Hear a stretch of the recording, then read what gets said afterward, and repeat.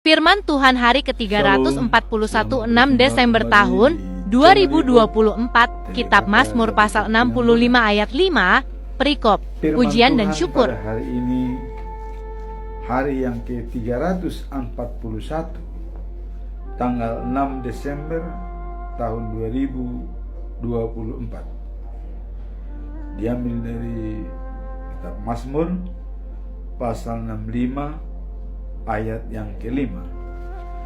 Perikop adalah pujian dan syukur.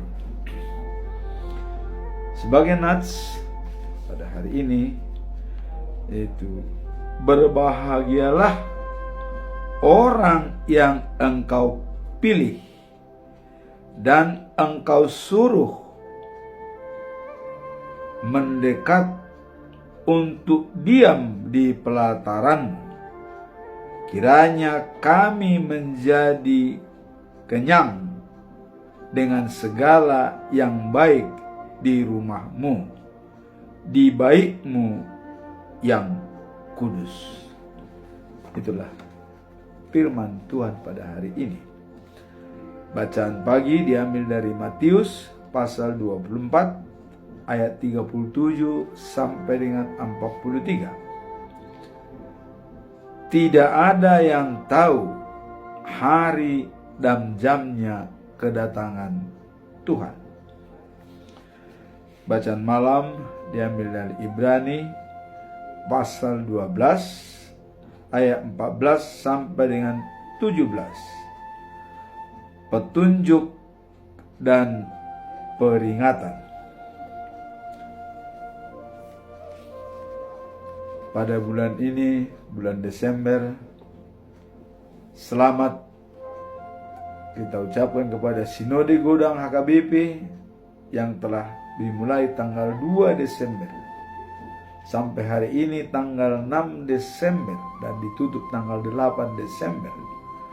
Dan puji Tuhan telah berhasil memilih Eporus HKBP tahun 2024 sampai dengan 2028, yaitu nama pendeta Dr. Victor Tinambunan MSc. Dan juga hari ini terpilih Sekretaris Jenderal HKBP, yaitu Amang Pendeta Rikson Hutahayan. Semoga Eporus dan Sekjen HKBP dapat bersinergi dan bekerja yang baik untuk membawa gerbang HKBP, suatu keagamaan kesukuan yang terbesar di Asia Tenggara. Dan semoga seperti ayat hari ini, berbahagialah orang yang engkau pilih dan engkau suruh mendekat untuk diam di pelataran. Kiranya kami menjadi kenyang dengan segala yang baik di rumahmu, di baikmu yang kudus. Ini ayat hari ini sangat relevan dengan dipilihnya dua pimpinan HKBP, yaitu Eporus dan Sekretaris Jenderal. Dan pada malam ini juga diadakan pemilihan Kepala Departemen Koinonia dan juga Diakonia dan juga Marturia, sehingga akan lengkap pada hari esok 5 pucuk pimpinan HKBP, Eporus, Sekjen, dan 3 departemen. Kita masuk pada ayat bulan ini, yaitu pedoman kita dalam bulan ini diambil dari 1 Yohanes pasal 1 ayat 9 dengan topik adalah kenakanlah perlengkapan senjata terang. Dijabarkan dalam ayat 9, Yohanes 1 ayat 9, terang yang sesungguhnya yang menerangi setiap umat sedang datang ke dunia. Jadi terang yang menerangi setiap umat sedang datang ke dunia, dan terangnya itu akan kita kenakan sebagai perlengkapan senjata terang. Tentu senjata ini dipakai untuk melawan kegelapan. Nah, kemudian siapakah terang itu? Sesungguhnya terang itu siapa? Nah, kalau kita lihat yang disampaikan oleh Allah dalam Yohanes pasal 3 ayat 16, demikian bunyinya: karena begitu besar kasih Allah akan dunia ini, sehingga Ia telah mengaruniakan anaknya yang tunggal, supaya setiap orang yang percaya kepadanya tidak binasa, melainkan beroleh hidup yang kekal.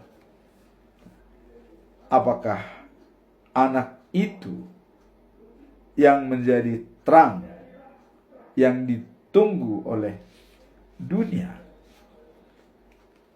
Mari kita lihat ya apa yang dikatakan oleh Yesus, yaitu anak Allah yang tunggal yang dikirim ke dunia untuk membebaskan manusia dari kegelapan. Yohanes pasal 8 ayat 12 mengatakan, Akulah terang dunia. Barang siapa mengikuti aku, ia tidak berjalan dalam kegelapan, melainkan akan menjadi terang. Jadi mengikuti Yesus menjadi terang. Dan sudah jelas dikatakan yang tadi, terang yang datang ke dunia yang ditunggu-tunggu adalah Yesus. Ini sesuai dengan apa yang dikatakan oleh Yesus, akulah terang. Barang siapa percaya kepadaku, tidak akan berjalan dalam kegelapan. Ya. Kemudian akan menjadi terang. Jadi kalau sudah mengikuti Yesus, kita berada dalam terang yang tidak berjalan lagi dalam kegelapan. Bagaimana dengan hidup kekal dan abadi? Apakah terang itu juga bisa mencerminkan hidup kekal dan abadi? Kita lihat dalam Yohanes pasal 6 ayat 35 mengatakan, Akulah roti hidup. Barang siapa datang kepadaku, tidak akan lapar lagi. Kemudian barang siapa percaya kepadaku, tidak akan haus lagi. Jadi roti yang hidup ini menggambarkan adalah kebutuhan rohani kita yang dipenuhi, spiritualitas kita.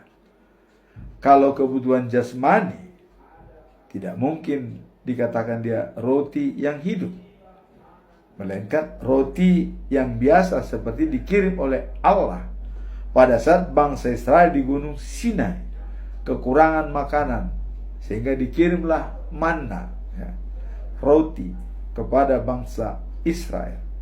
Namun pada hari ini Yesus mengatakan, Akulah roti hidup. Jadi roti hidup itu artinya membuat kita menjadi hidup kekal dan abadi. Karena dikatakan, datang kepadaku, tidak akan lapar lagi. Percaya kepadaku, tidak akan kehausan lagi. Dicontohkan antara haus dan lapar. karena itulah kebutuhan jasmani sehari-hari. Kalau kita tanpa minum sebulan atau tanpa makan sebulan, apa yang terjadi?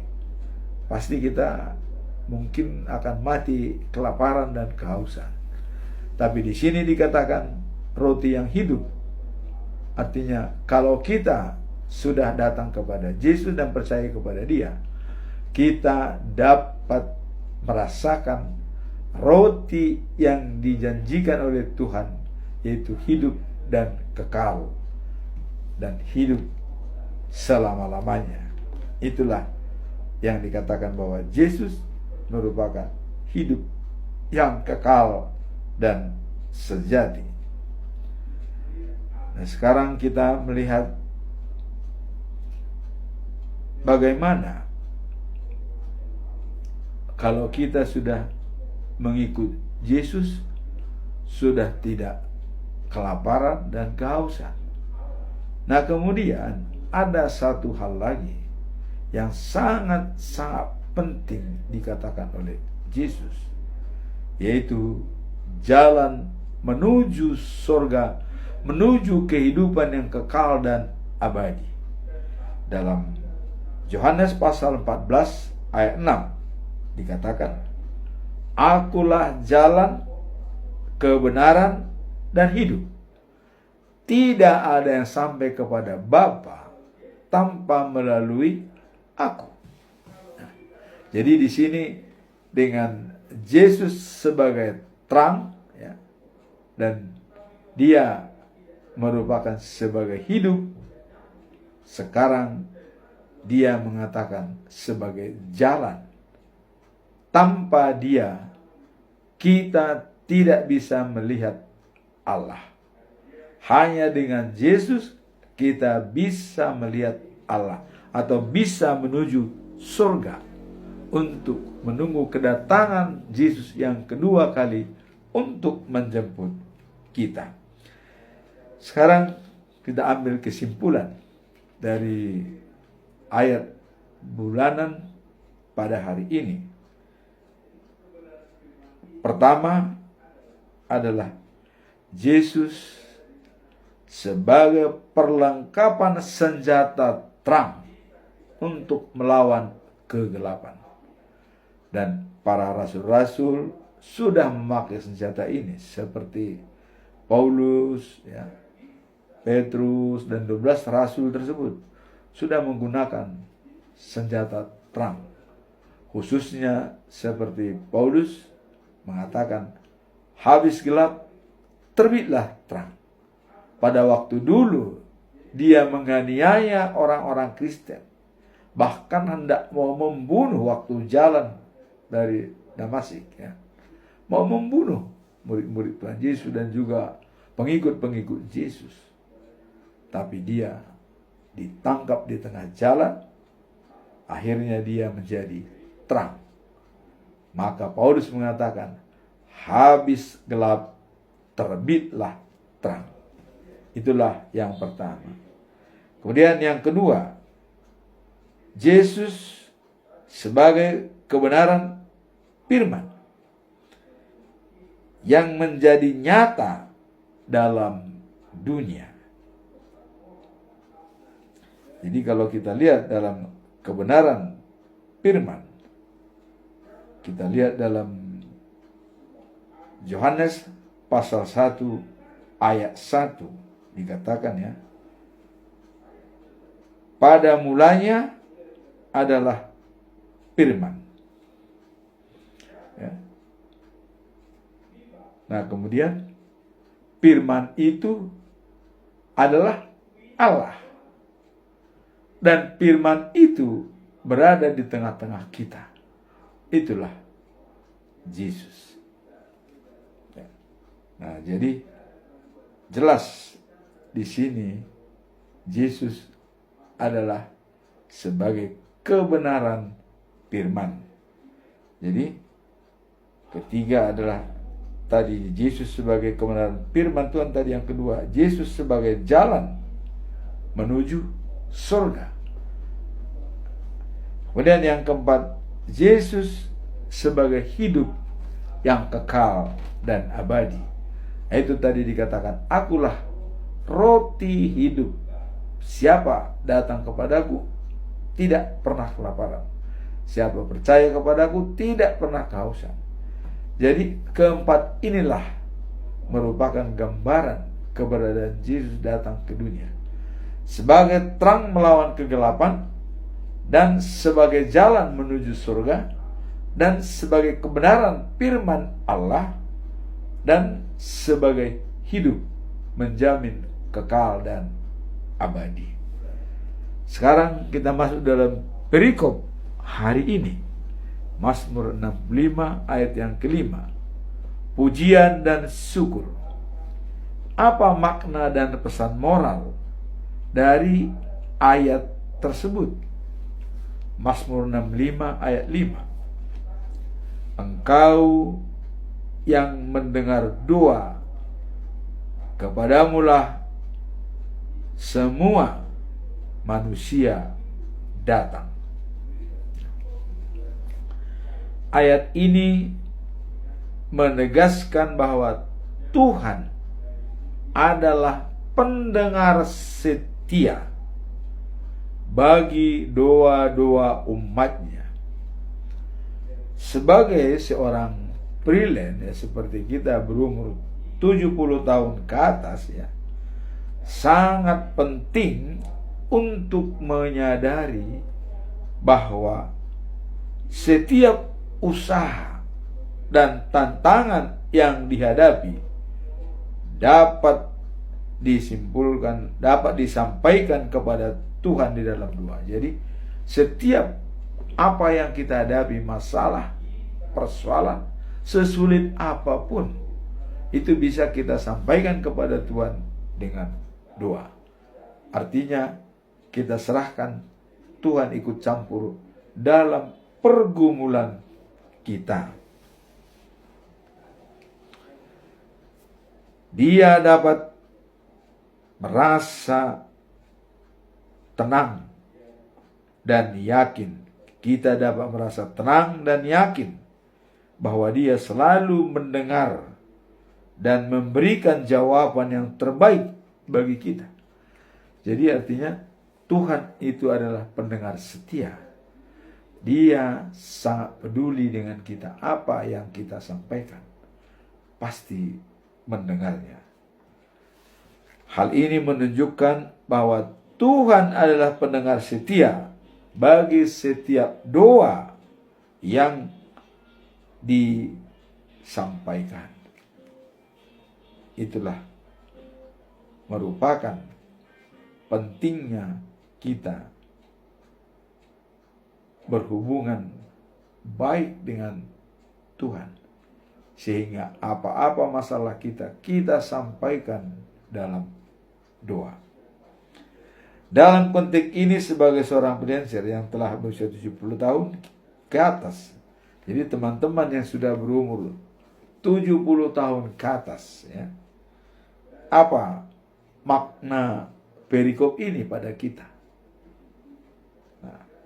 Hal ini menunjukkan kita akan pentingnya bersyukur atas setiap kesempatan dan karunia yang kita terima. Jadi kita sudah berumur 70 tahun, banyak kesempatan yang kita jalani dan karunia dari Tuhan. Kita mengucap syukur atas semua karunia itu yang diberikan oleh Tuhan Allah.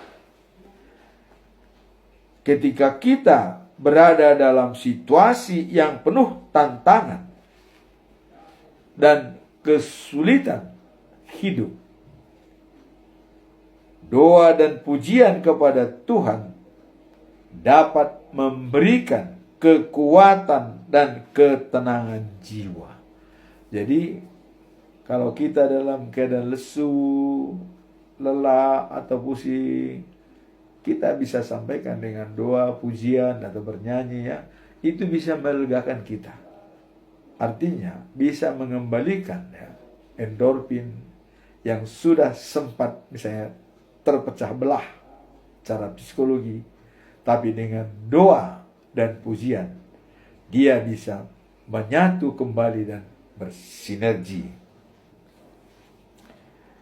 Melalui pengakuan dan syukur kita diingatkan bahwa Tuhan selalu hadir dalam setiap langkah hidup kita. Jadi Tuhan selalu hadir dalam langkah setiap apa yang kita minta, baik menghadapi persoalan dan juga rintangan-rintangan yang kehadapi, selalu kita sampaikan dengan doa dan permohonan kepada Tuhan.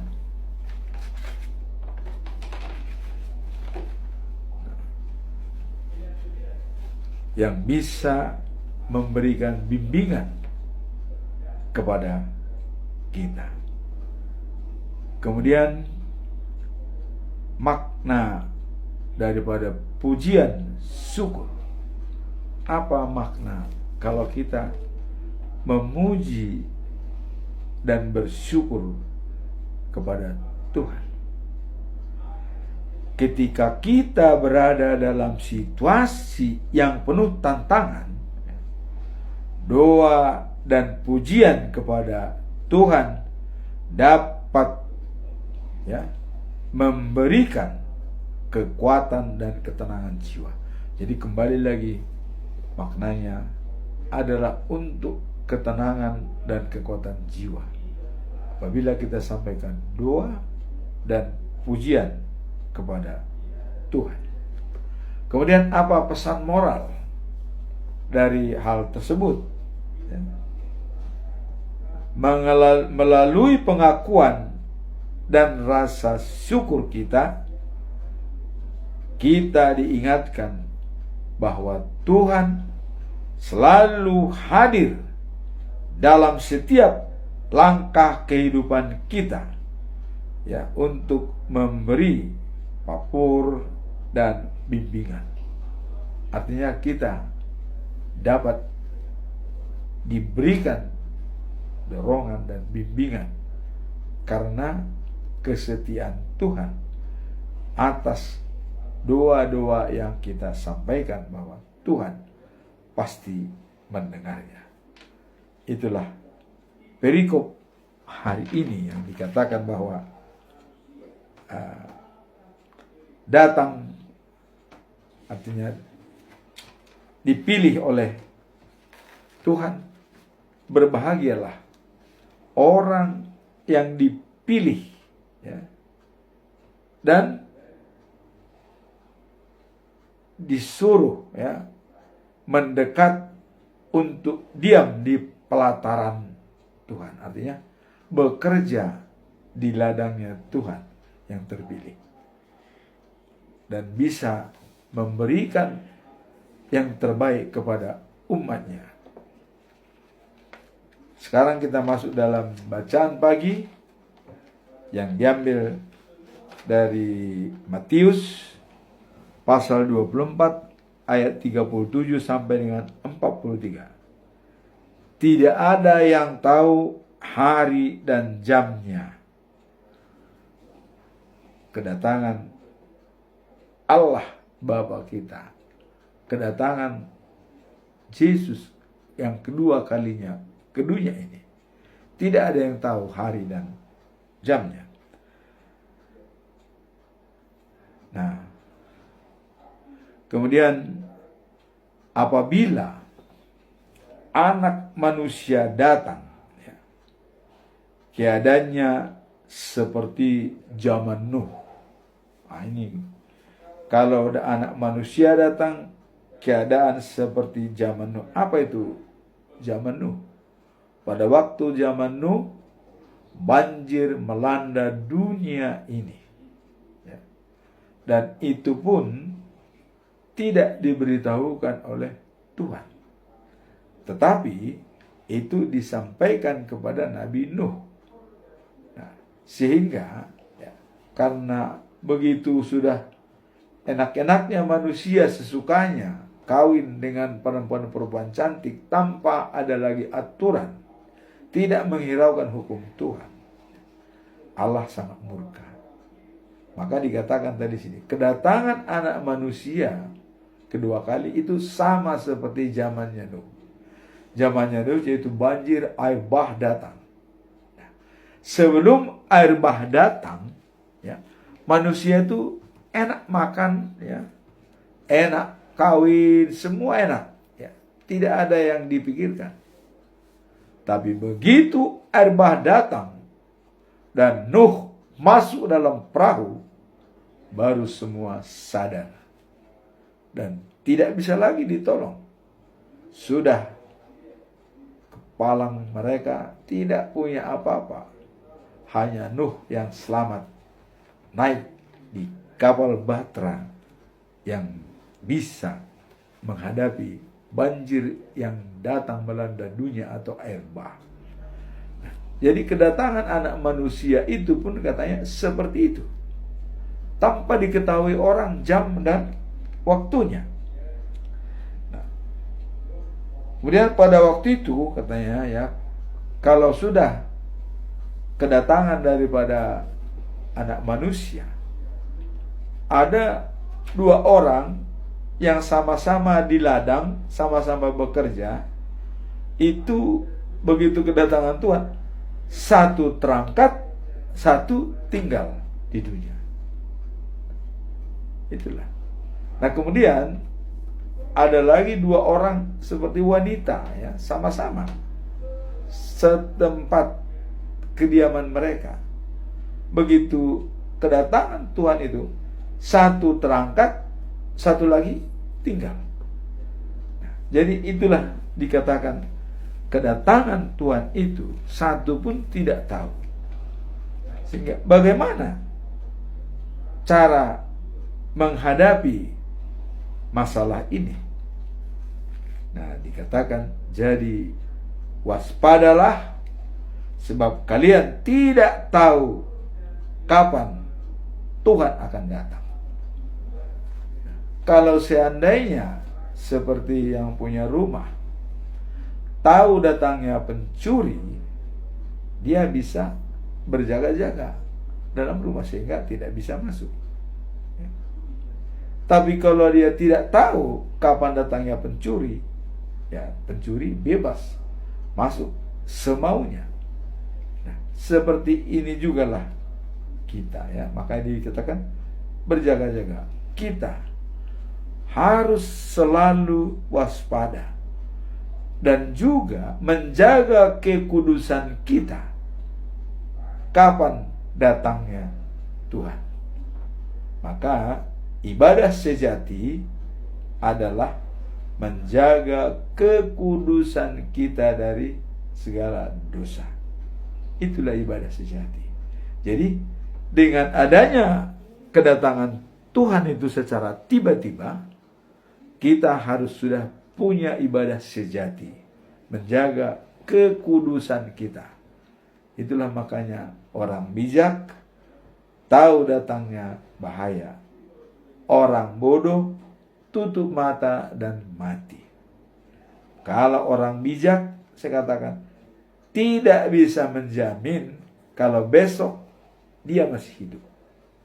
Siapa tahu hari Tuhan itu malam ini. Sehingga dengan tidak bisa dia menjamin hidup untuk esok harinya, maka dia bersiap-siap. Setiap saat dia berdoa. Bahkan napas dia adalah doa. Kita semua sudah dibekali dan sudah dipatrikan pada kita masing-masing firman Tuhan. Sudah ditaruh dalam batin kita dan ditulis dalam hati nurani. Apa itu? Waktu kita sidi dapat firman Tuhan yang harus kita pegang. Itu yang pertama. Kemudian bagi orang yang sudah pernah kawin, dalam melangsungkan perkawinan, ada ayat yang diberikan kepada mereka untuk pegangan dia. Itu harus hafal ayat itu. Kalau kita tidak perlu misalnya berdoa, hafal kita ayat itu, kita ucapkan setiap kita pergi, itulah yang dipatrikan Tuhan kepada kita. Ya.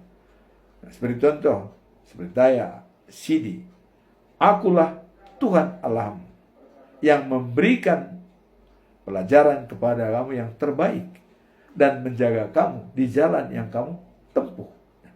Ini kalau sudah kita ingat, akulah Tuhan. Wah ya, tidak ada Allah lain. Nah, kita enak. Mau kemana pun tidak akan takut. Kita sudah siap. Nah, itulah yang dipatrikan oleh Tuhan kepada kita. Ya, mengenai karena perkataan Tuhan tidak akan habis. Dunia akan lenyap, segalanya habis. Tapi perkataan Tuhan tidak akan lenyap. Dan itulah yang dipatrikan pada diri kita masing-masing. Ayat sidi, ayat perkawinan.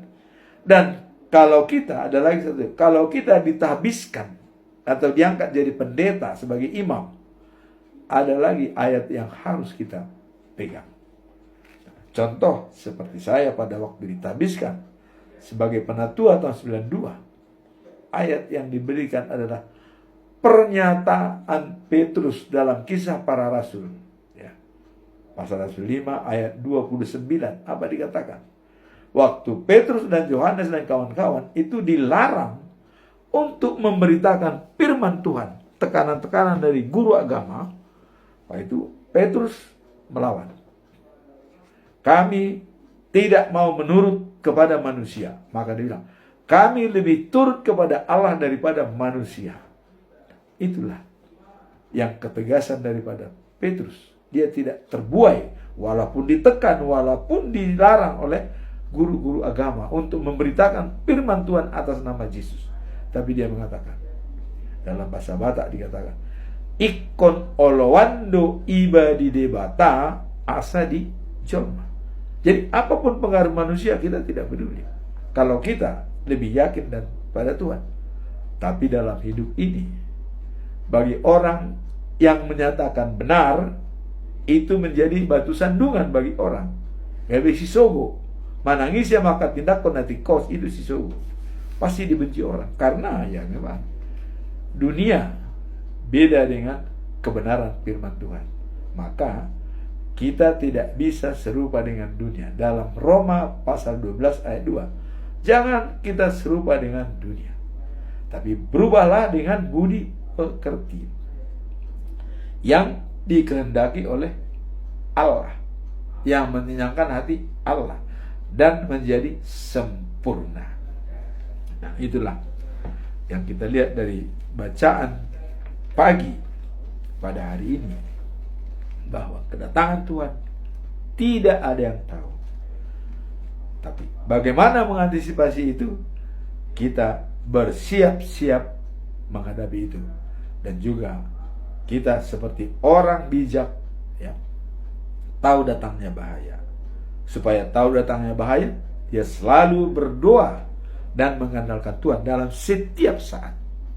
Ya, maka dalam Galatia 6 ayat 9 dikatakan, jangan jemu-jemu berbuat baik. Karena pada suatu saat kita akan menuai kalau kita tidak lemah. Menuai itu adalah pada hari kedatangan Tuhan ke dunia. Disitulah kita menuai. Maka dikatakan jangan lemah. Pada saat kedatangan itu kita lemah, kita tidak ada artinya. Jadi bukan lamanya kita misalnya pengikut Kristus atau sebagai pendeta atau sebagai penatua jaminan menjadi mendapatkan kehidupan yang kekal. Tidak. Tapi yang bertahan sampai akhir ya, itu yang diselamatkan. Kemarin kita baca, yang bertahan sampai akhir adalah itu yang diselamatkan oleh Tuhan. Kalau dia tidak bertahan sampai akhir, dia adalah walaupun sebelumnya dia baik, bergaul, kelakuan baik semuanya ya, tapi tidak bertahan sampai akhir, dia akan selesai. Nah, itulah dalam bacaan pagi kita, yaitu hari Tuhan, tidak ada yang tahu. Kalau kita tidak tahu, maka kita harus siap-siap menerima kedatangan Tuhan kapanpun dia datang. Nah, kemudian bacaan malam diambil dari kitab Ibrani pasal 12 ayat 14 sampai 17. Nah, ini berusahalah hidup rukun dengan semua orang. Jadi ini adalah peringatan, ya, petunjuk dan peringatan dari Tuhan Allah. Maka dikatakan di sini, berusahalah untuk hidup rukun dengan semua orang. Dan berusaha juga untuk hidup suci, khusus untuk Tuhan. Nah, itu tadi ibadah sejati, ya. Kemudian, tidak seorang pun dapat melihat Tuhan kalau ia tidak hidup suci. Nah, jadi apakah yang sudah pernah melihat Tuhan itu hidup suci? Ya, dalam keadaan dia suci bisa melihat Tuhan. Atau dalam keadaan dia menantang ingin melihat Tuhan, itu juga bisa melihat Tuhan. Nah, seperti kita lihat Nabi Yesaya, ya, waktu dia tidur, dia melihat Tuhan. Tapi dia mengatakan, aku celaka, aku berdosa, mampus, mati saya, tidak bisa melihat Tuhan. Tapi datang malaikat yang pakai cherubimnya, mengatakan, dan dibawa perapian, ya, sempit, ditaruh di bibirnya, dosamu sudah diampuni. Maka dia bisa melihat Tuhan. Karena sudah suci, ya, maka hanya orang yang suci bisa melihat Tuhan. Jadi Yesaya pada saat itu disucikan oleh malaikat supaya dia bisa melihat Tuhan. Nah, akhirnya Tuhan berbicara kepada Yesaya, siapa yang akan kuutus? Nah, ini Tuhan mengatakan. Dan kemudian ada lagi kata-kata yang sangat bersahabat dari Tuhan. Siapa yang memberitakan berita kita? Wow. Jadi Tuhan sudah menganggap bahwa Yesaya itu adalah sebagai kawan kita. Siapa yang memberitakan firman Tuhan? Siapa yang memberitakan berita kita, kata Tuhan Allah? Datang Yesaya, inilah aku Tuhan, utuslah aku. Artinya siap dia untuk memberitakan firman Tuhan. Nah, kemudian di sini juga janganlah, ya, sampai ada seorang pun yang keluar dari lingkaran kebaikan hati Allah, supaya jangan ada yang menjadi seperti tumbuhan beracun di tengah-tengah kalian, sehingga menimbulkan, ya, kesukaran dan merusak banyak orang dengan racunnya. Jadi Tuhan Allah mengatakan, ya, tetap menjaga seseorang, ya, jangan keluar dari lingkungan Allah. Artinya tetap pengikut Tuhan. Sebab kalau dia keluar, dia nanti bisa sebagai racun. Kalau dia sebagai racun masuk dalam lingkaran itu, dia bisa mempengaruhi yang lain lagi, sehingga membuat kesusahan, ya. Jadi jangan sampai ada keluar dari lingkaran dalam hal lingkungan Allah, dalam hal penglihatan Allah. Selalu ada dalam lingkungan dan wewenang kekuasaan daripada Tuhan Allah. Itu yang dikatakan, supaya kita tidak menjadi racun, ya. Kalau kita menjadi racun, itu bisa merusak yang ada, ya. Karena kita bisa masuk misalnya ke dalam, kalau sudah jadi racun itu bisa merusak yang lain, meracuni banyak orang, ya. Nah, kemudian yang ke-16 dikatakan, jagalah supaya jangan, ya, ada yang hidup cabul atau tidak menghargai hal-hal, ya, rohani seperti yang dilakukan oleh Esau. Wah, jadi apa yang dilakukan oleh Esau? Ya, hanya karena sepele dia merusak kesejahteraan dan kehidupan dia. Hanya karena semangkok nasi, makanan, bisa dijual hak sulungnya, pindah. Itu yang dikatakan Tuhan. Jagalah, ya. Jangan sampai ada seorang pun, ya, yang hidup cabul atau tidak menghargai hal-hal, ya, rohani. Jadi menjaga kerohanian yang baik. Jangan karena sedikit dia bisa merusak masa depan dia. Ini katanya Esau. Esau itu merusak masa depannya hanya karena makanan, ya.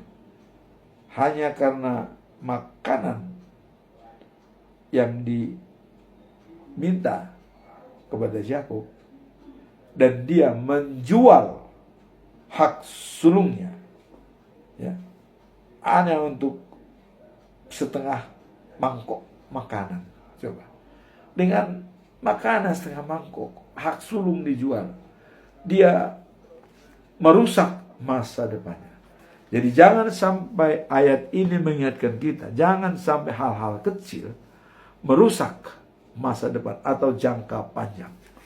Jadi jangan kebutuhan jangka pendek itu merusak jangka panjang. Makan secangkir jangka pendek, tapi berkat yang diterima dari ayah untuk jangka panjang.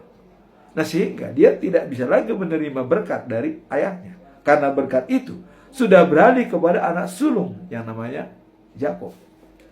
Dia minta lagi, tidak ada lagi berkat yang kuberikan, sudah kuberikan kepada Yakub. Inilah dikatakan Tuhan, jagalah dirimu, kerohanianmu, jangan berbuat cabul, ya, atau menyepelekan jangka panjang untuk keperluan jangka pendek. Itulah firman Tuhan pada hari ini. Semoga firman ini bisa meningkatkan kita, menguatkan kita dalam iman. Seperti di awal tadi, Allah memilih kita untuk berada di altarnya sebagai bisa mengenyangkan orang dalam hal-hal yang baik. Pilihan Tuhan. Nah, kemudian dalam perikop yang kedua tadi, kita tidak tahu hari Tuhan itu kapan, tapi pasti datang seperti pencuri malam. Maka diminta tadi supaya siap setiap saat apapun terjadi. Untuk membuat kita siap, minimum ayat yang telah dipatrikan pada kita selalu kita pegang dan kita hafalkan setiap hari. Waktu kita sidi, waktu kita diberkati dalam pernikahan, waktu kita menerima tahbisan hamba menjadi penatua, menjadi pendeta, itu harus kita pegang erat-erat. Karena dalam Yeremia, waktu Tuhan mengatakan, akan kubikin perjanjian baru dengan umatku, katanya. Dalam Yeremia 31 ayat 33 dikatakan bahwa hukum-hukumku akan kutaruh dalam batin mereka, kemudian kutulis di dalam hatinya, supaya aku menjadi Allah mereka dan mereka menjadi umatku. Jadi begitu itu dipatrikan kepada kita, kita sudah menjadi umat Allah, resmi menjadi umatnya, dan Allah resmi menjadi Allah kita. Itulah dikatakan siap sedia kita dengan firman yang sudah dipatrikan kepada kita, sehingga apapun terjadi kita tetap siap menghadapi. Bahkan kalaupun kedatangan Tuhan Allah seperti pencuri malam, kita sudah siap menunggunya. Demikianlah firman Tuhan pada hari ini. Semoga kita menjadi diberkati dengan 3 perikop ini, bacaan hari ini, bacaan pagi, dan juga bacaan malam. Semoga firman ini menguatkan kita dalam menghadapi kedatangan Tuhan yang kedua untuk menuju light after light, the news of Jerusalem. Amin. Tuhan memberkati.